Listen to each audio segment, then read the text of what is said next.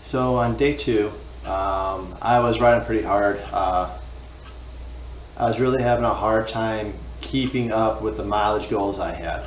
I got through that second big pass and I came down. It was a beautiful downhill, just flew down it. And then it flattened out. It was nice dry roads. They flowed. It was kind of like more what I'm used to in Missouri. I just cranked it out. I think I was averaging right around probably 18 miles an hour in order to achieve my goal. I rode till about 10:30 at night in order to hit 300 on the second day. When I was coming down to Duhat, or however you pronounce that, campground, I figured I would stay somewhere around that area. I was in search of water because I knew that I needed to have water to settle in with, because I missed my dinner stop and all I had was a payday and a Cliff Bar. So I needed to have water, so I needed a filter. So I was kind of like rolling through there. It was pitch black. My light wasn't giving off enough light, and I was struggling, just straight up struggling. And I finally got to the campground. Couldn't figure out. I think I was disoriented, and I couldn't figure out where to go pay. So I finally just said, screw it.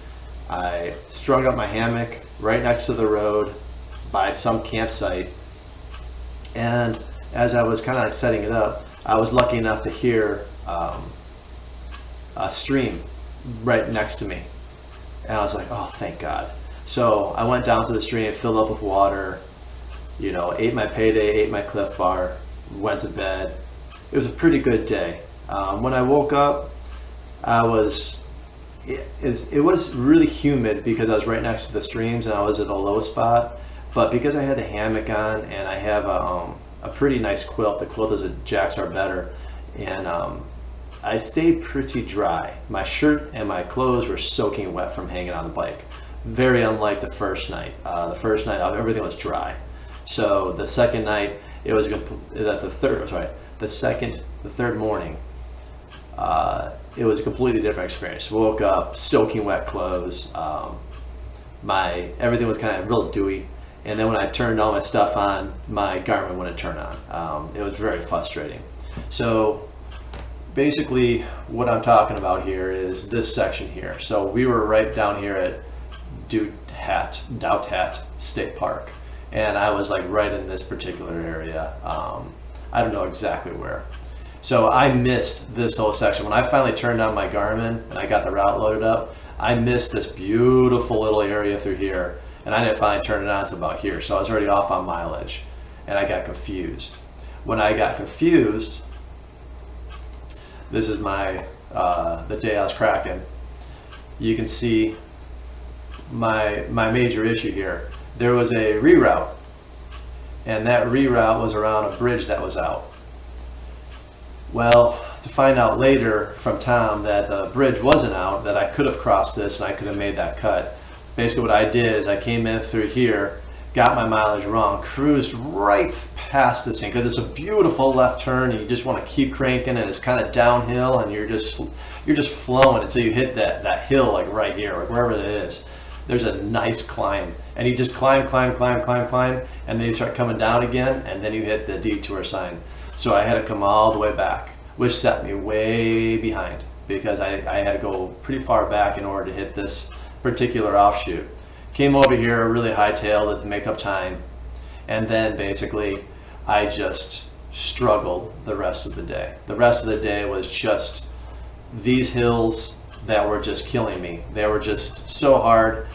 I heard that day 3, if you're trying to make it a 4-day journey, is going to be impossible, or most people crack and blah blah blah. So I had that in the back of my head, and I just focused on really trying to not blow up too bad. So that's kind of that was kind of my start to day 3. Now I'll go into the video and you can see some of the clips that I took. Day 3 on Clifton Trail. I already screwed up my Garmin. Didn't want to connect this morning and I freaked out and I turned it off and turned it back on and it saved the route. So starting over, and then I forgot to turn the route on. I turned the route on, but I didn't turn my mileage on. So my mileage is off. And now we're in 100% single track. I got about 10 more miles before I get to the, what is it, Food Lion? No, Kroger for breakfast. Beautiful. Good way to spend the morning. So, this morning, I was gonna save my wife's playlist for day 4, but I felt like today was better. And coolest thing is, her favorite tree is a magnolia, and this whole thing is lined, looks like with wild magnolias or some sort of magnolia. So cool. It's making me think about her, how much I miss her. You know, as I'm charging up this hill, I got thinking about, you know, I'm what, 350 miles in, and it's day 3. You start thinking like, why am I doing this? You start reliving a little bit of it. You know, the C&O was awesome. Meeting Mark, riding with Tyler and Mark through the C&O, and I think his name was Sven, or I can't remember his name. Really cool guy. And then after we left there, we just rode together for so long. It was so nice. And then we broke up on the hills. Got to do some whiskey shots with some veterans at a campsite where they're a hiking club, but more of a social whiskey club. And they had everybody from probably 40 to 80. So cool. So then you proceed on and you get shelled on some of those hills. You get down. You find yourself a sweet little spot. The whistling of the trees as the night passes gets you charged up for the morning. You scoot in to home place, get yourself a good breakfast, talk to the turkey hunters. They're helping you out a little bit, tell you about the forecasts. Just slapping jaws. Good times. And then you power through an entire day of just kind of pain. All by yourself. And you're like, dang, why am I doing this? But you go past all these streams and all this beauty.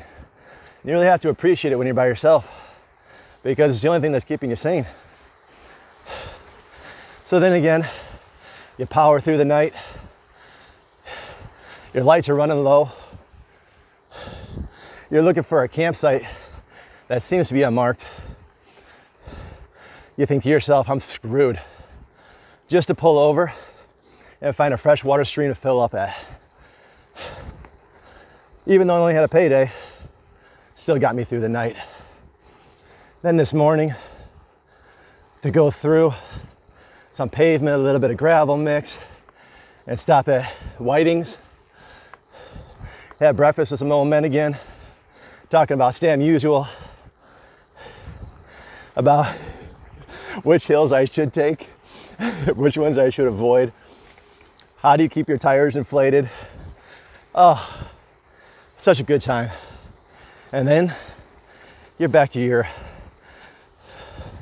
yourself, all by yourself in the wilderness. And as long as you're, I guess, strong in the mind, it's not that bad. It's actually quite fun. I don't know if I could do this for a lifestyle, but 4 days is awesome.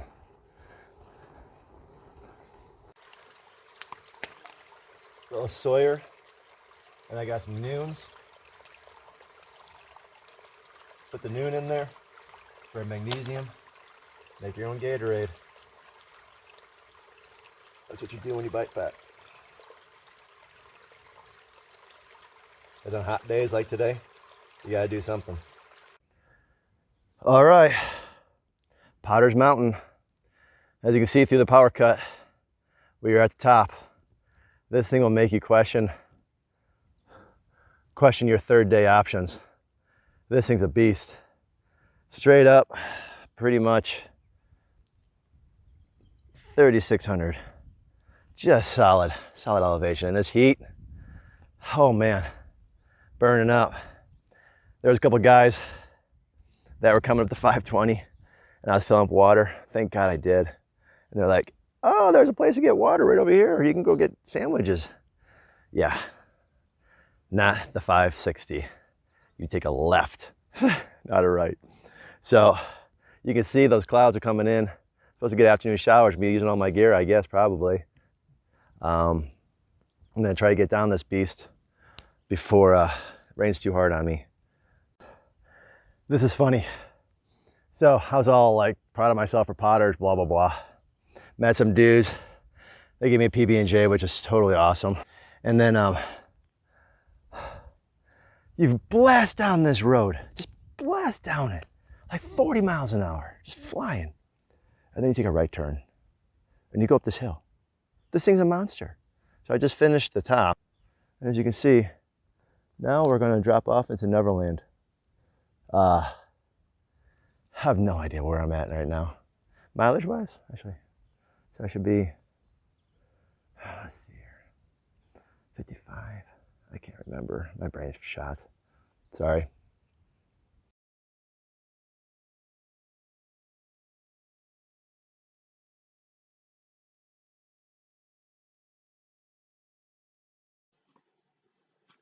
So I was hoping to get some detail on the crash where I crashed at, because it was day 3. I was a little out of it. I was behind. I was having a hard time trying to figure out what was going on. So the crash ended up right by a mountain lake where Dirty Dancing was filmed. So if I scroll out, you can see I'm right here. I'm gonna speed it up a little bit just to where I can get to it. But you can see my GPS is like floating around the entire time. It's very frustrating. I'm cruising through here. This is a big mountain, so I'm just climbing this thing. This is probably, I was right around 3 o'clock, makes sense. I'm coming through here, zigzagging, just cutting my way through this, no problem at all. All right, I'm gonna slow it down there now because this is irritating me.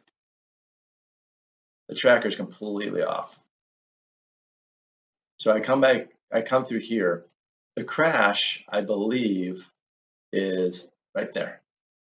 So right at that point. So I'm cruising through here. I come on up, zooming through this beautiful area.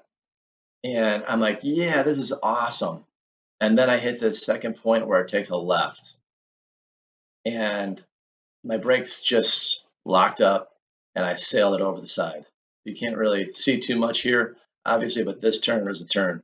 And then I basically, after my seat broke, I scooted down here.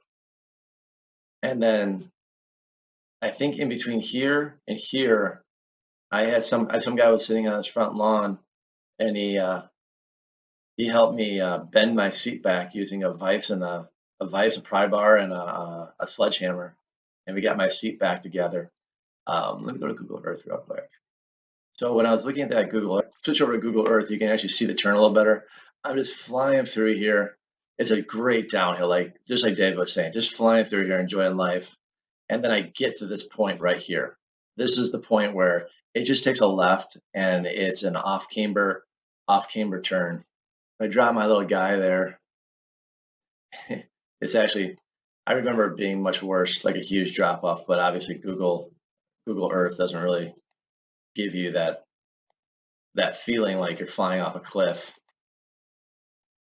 Thank God there was no guardrail. That's all I have to say. The guardrail was, come on, you follow me. You come around here, and then I basically flew right into where my little pointer is, into this tree line, because I couldn't make the cut, and just locked up the brakes going all the way through there. And I think I actually hit this tree. What's funny is I hit the tree and I'm standing there and I'm trying to reassess my entire injury, figure out what's going on, blah blah blah. And I look down, I find my Garmin on the ground, and then right next to it is a Gerber hand tool. So I'm obviously not the first person to crash there. There's other people that have crashed there also. It's just a dangerous little turn that just catches you when you're not really thinking. You're not thinking about uh, you're just thinking you're going to swoop down this thing, and you're not going to. That little off camber just messes with you. It's kind of crazy. So that's it. That was my crash.